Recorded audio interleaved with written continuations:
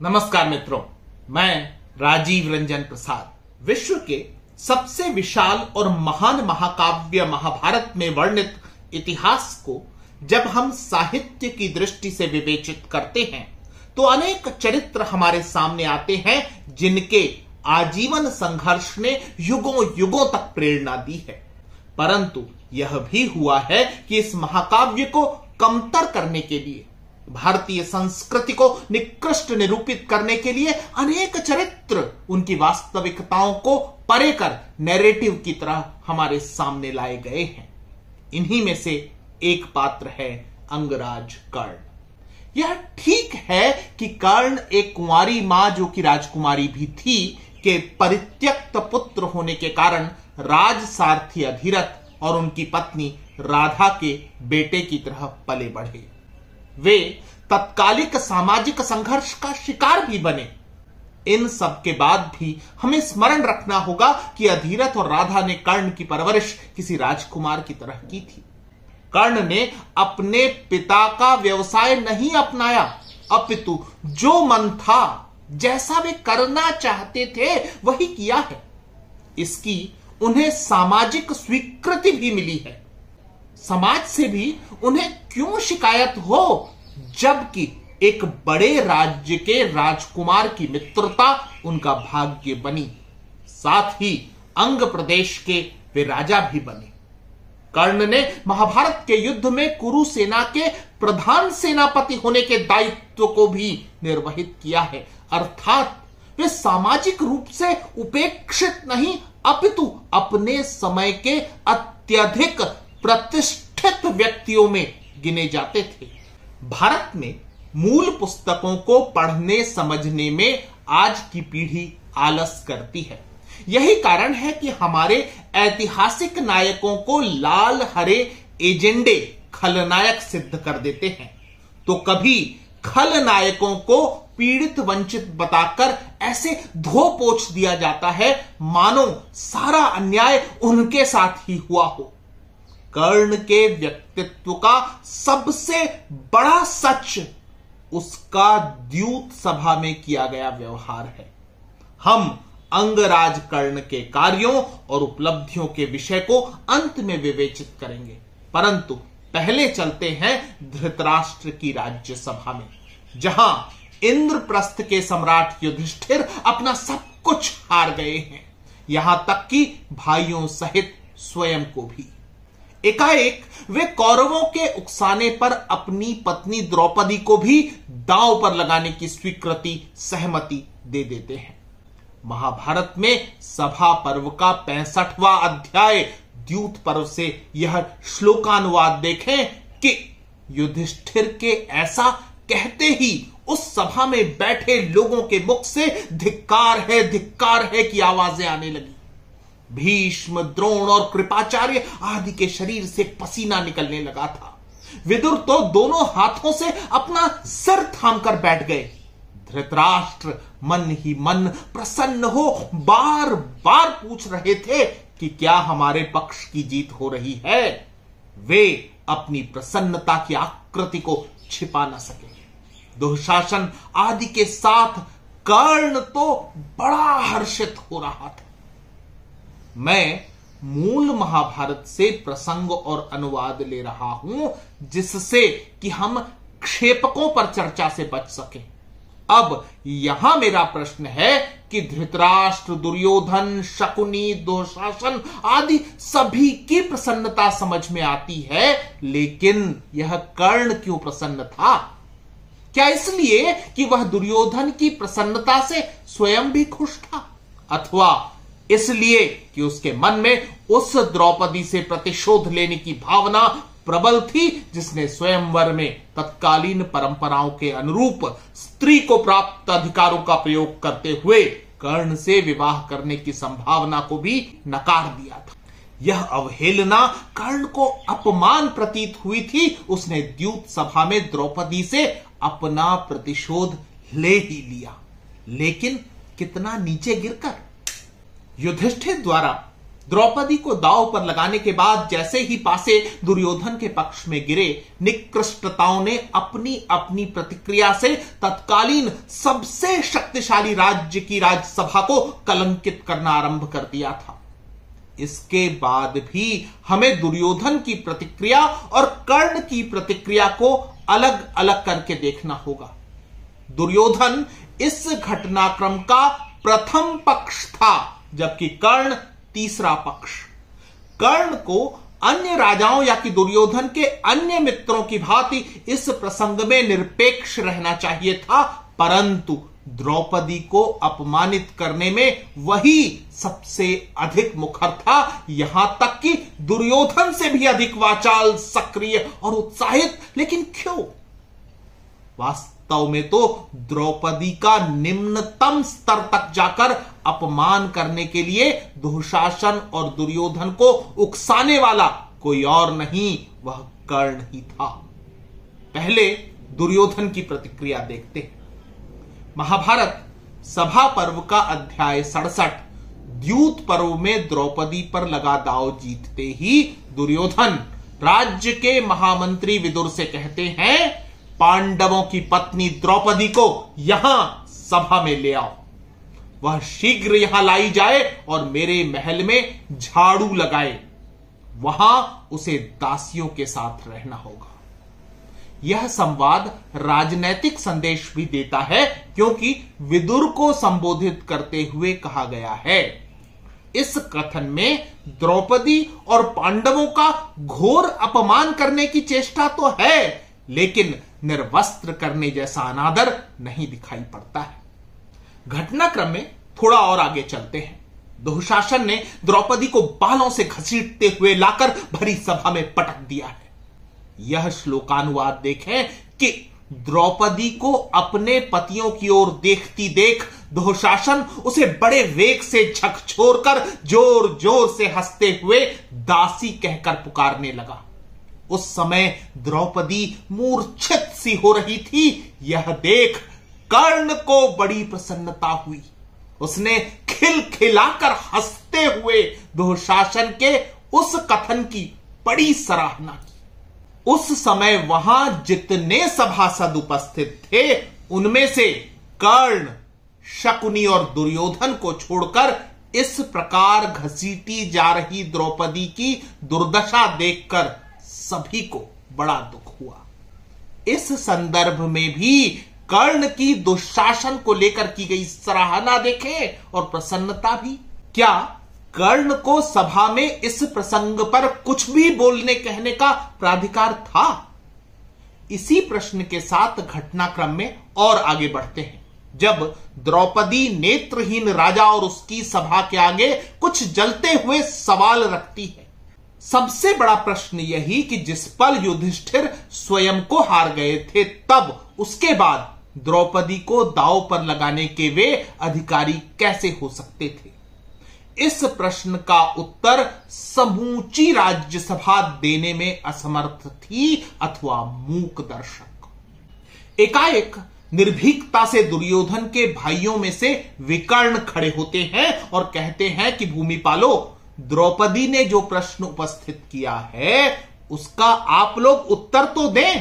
पितामह भीष्म और पिता धृतराष्ट्र ये दोनों कुरुवंश के सबसे वृद्ध पुरुष हैं। ये तथा परम विद्वान विदुर जी मिलकर कुछ उत्तर क्यों नहीं देते? जो दूसरे राजा लोग चारों दिशाओं से यहां पधारे हैं, वे सभी काम और क्रोध को त्याग कर बुद्धि के अनुसार इस प्रश्न का उत्तर दें। राजाओं, कल्याणी द्रौपदी ने बार बार जिस प्रश्न को दोहराया है, उस पर विचार करके आप लोग उत्तर दें, जिससे मालूम हो जाए कि इस विषय में किसका क्या विचार है। विकर्ण के यह कहते ही सभा को जैसे सांप सूंघ गया था, फिर भी कोई कुछ नहीं बोला। सोचिए कि ऐसा क्यों? बार बार आग्रह करने पर भी जब विकर्ण को अपने प्रश्न का कोई उत्तर नहीं मिला, तब उसने अपनी राय को सामने रखते हुए कहा कि कौरवों तथा अन्य भूमिपालों, आप लोग द्रौपदी के प्रश्न पर किसी प्रकार का विचार प्रकट करें या न करें, मैं इस विषय में जो न्याय संगत समझता हूं वह कहता हूं। नरश्रेष्ठ भूपालों, राजाओं के 4 दुर्व्यसन बताए गए हैं: शिकार, मदिरापान, जुआ तथा विषय भोग में अत्यंत आसक्ति। इन दुर्व्यसनों में आसक्त मनुष्य धर्म की अवहेलना करके मनमाना बर्ताव करने लगता है। इस प्रकार व्यसनासक्त पुरुष के द्वारा किए गए किसी भी कार्य को लोग सम्मान नहीं देते हैं। ये पांडुनंदन युधिष्ठिर द्यूत रूपी दुर्व्यसन में अत्यंत आसक्त हैं। इन्होंने धूर्त जुआरियों से प्रेरित होकर द्रौपदी को दांव पर लगा दिया है। सती साध्वी द्रौपदी समस्त पांडवों की समान रूप से पत्नी है, केवल युधिष्ठिर की नहीं है। इसके सिवा पांडुकुमार युधिष्ठिर पहले अपने आप को हार चुके थे, उसके बाद उन्होंने द्रौपदी को दांव पर रखा है। सब दावों को जीतने की इच्छा रखने वाले सबल पुत्र शकुनी ने ही द्रौपदी को दांव पर लगाने की बात उठाई है। इन सब बातों को विचार करने के बाद मैं द्रुपद कुमारी कृष्णा को जीती हुई नहीं मानता। विकर्ण के विचार सुनकर सर्वाधिक उत्तेजित दुर्योधन को होना चाहिए था, फिर कर्ण क्यों हुआ? फटकारना दुर्योधन को चाहिए था, फिर कर्ण क्यों विकर्ण के प्रति अभद्रता करने लगा था? महाभारत के अनुसार कर्ण गुस्से से उफनता हुआ विकर्ण की बाह पकड़कर चीखता हुआ बोला, विकर्ण, इस जगत में बहुत सी वस्तुएं विपरीत परिणाम उत्पन्न करती देखी जाती हैं।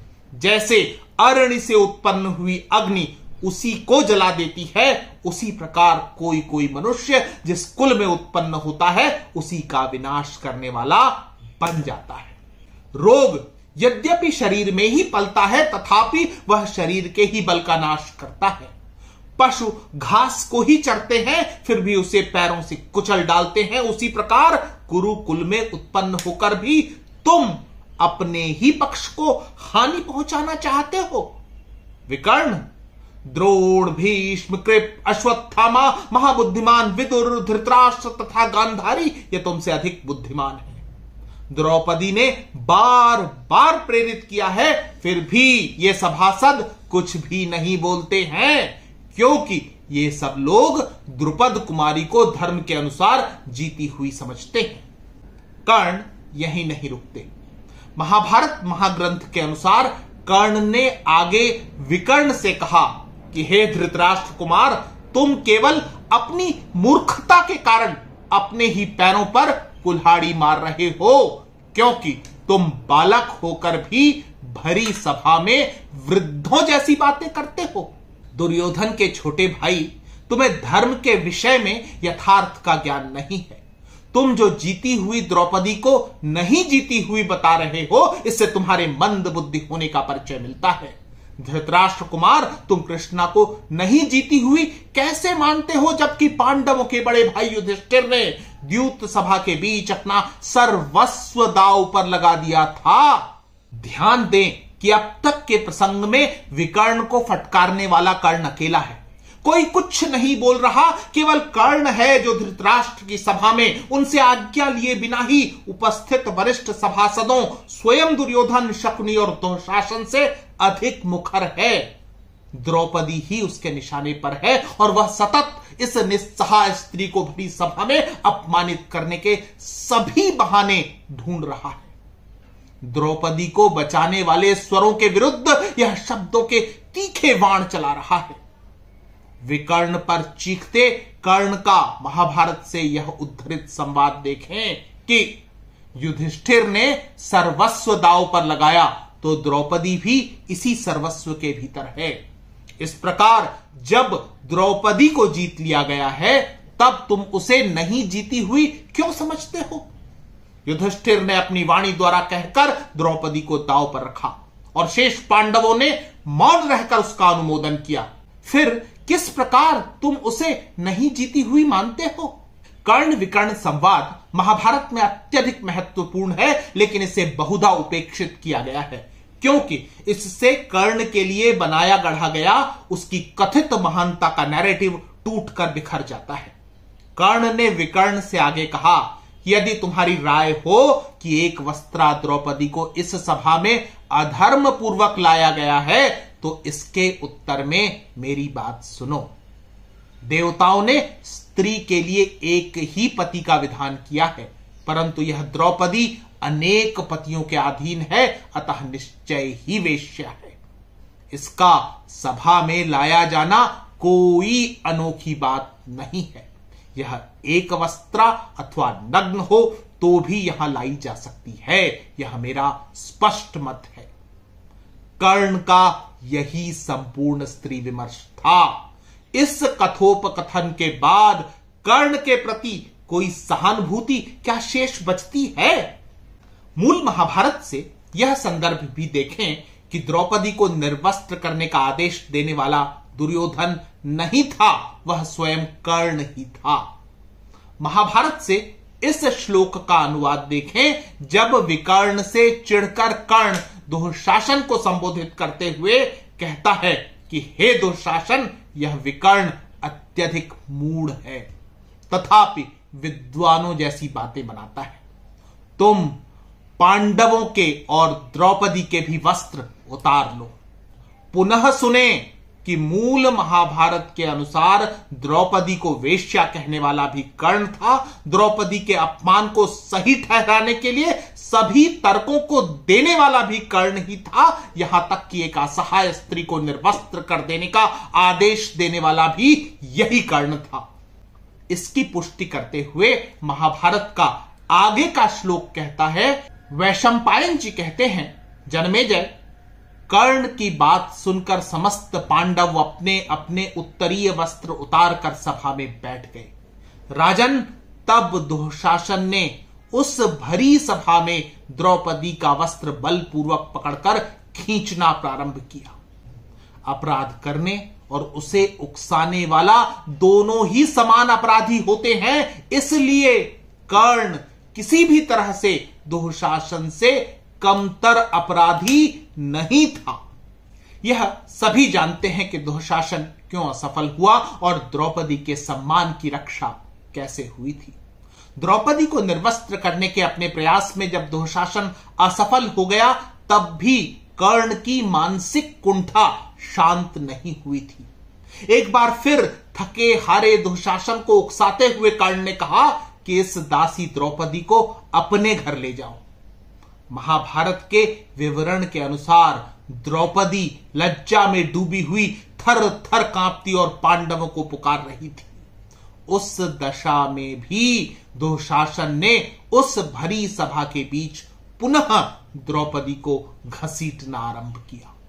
कर्ण यही नहीं रुका, बल्कि आगे भी द्रौपदी का परिहास करते हुए उसने कहा, अब तुम दुर्योधन के परिवार में जाकर सबकी सेवा करो, यही कार्य तुम्हारे लिए शेष बचा है, जिसके लिए तुम्हें यहां आदेश दिया जा रहा है। आज से धृतराष्ट्र के समस्त पुत्र ही तुम्हारे स्वामी हैं, कुंती के पुत्र नहीं।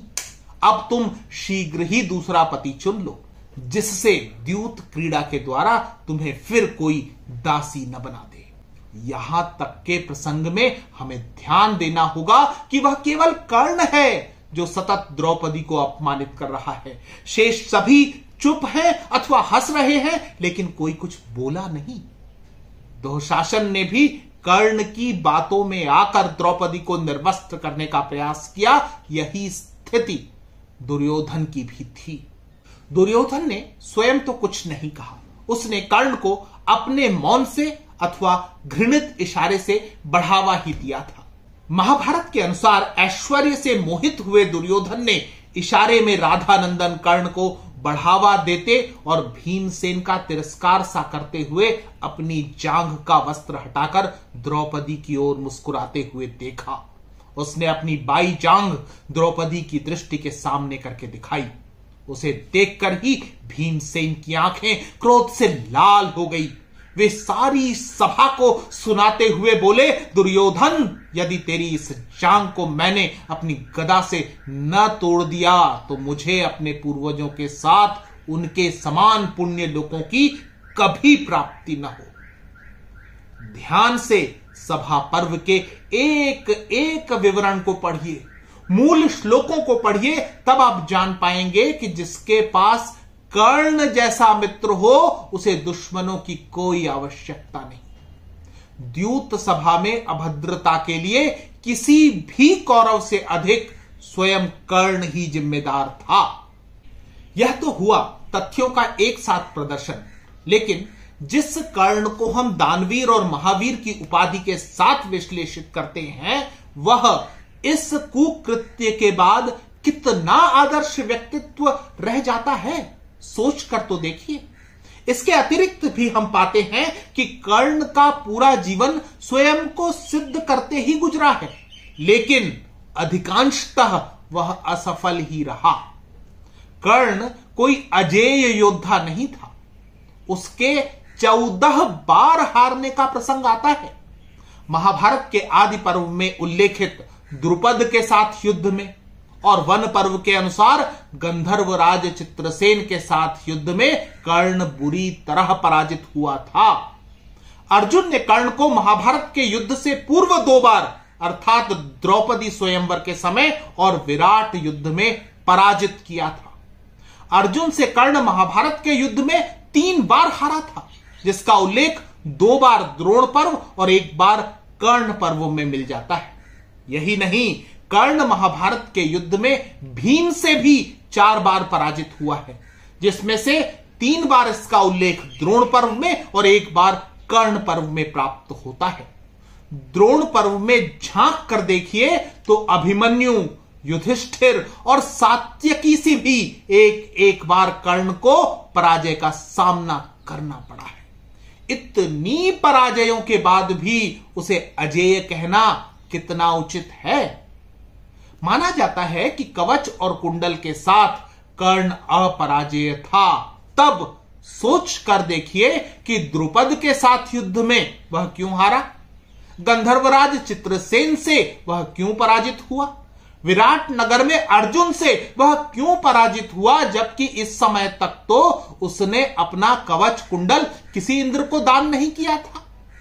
अर्थात कवच कुंडल से कर्ण की हार जीत का कोई संबंध था ही नहीं। इसके उलट दान के एवज में प्रतिदान में इंद्र ने कर्ण को जो शक्ति प्रदान की थी, वह महाभारत युद्ध में उस भीमपुत्र घटोत्कच के वध का कारण बनी, जो विजय की दिशा को पांडवों के पक्ष में लगभग मोड़ ही चुका था। इस पूरे विवरण का आशय यही है कि महाभारत के अनेक पात्र खास नैरेटिव से हमारे सामने प्रस्तुत किए गए हैं। उन्हें उपन्यासों, खंडकाव्यों, टीवी सीरियलों, फिल्मों के द्वारा दूध से धो पोंछ कर हमारे सामने खड़ा किया गया है। कर्ण ने द्यूत सभा में जो कुछ भी किया वह अक्षम्य अपराध था, जो महाभारत युद्ध का वास्तविक कारण कहा जा सकता है। कर्ण के जीवन संघर्ष अपनी जगह, परंतु इतिहास में सैकड़ों ऐसे उदाहरण हैं जहां जूझने वाले व्यक्तियों ने अपने आदर्शों से कभी समझौता नहीं किया था। यह बात कर्ण के संबंध में लागू नहीं होती है। मूल महाभारत में सभा पर्व के संदर्भ कर्ण की बेचारगी वाले नैरेटिव को खंड खंड कर देते हैं। मित्रों, आज इतना ही। फिर मिलते हैं ऐसे ही किसी ऐतिहासिक संदर्भ के साथ। अगर आपको मेरा यह चैनल पसंद आ रहा है तो कृपया इसे सब्सक्राइब करें। आप इस प्रस्तुति को लाइक या शेयर भी कर सकते हैं। नमस्कार।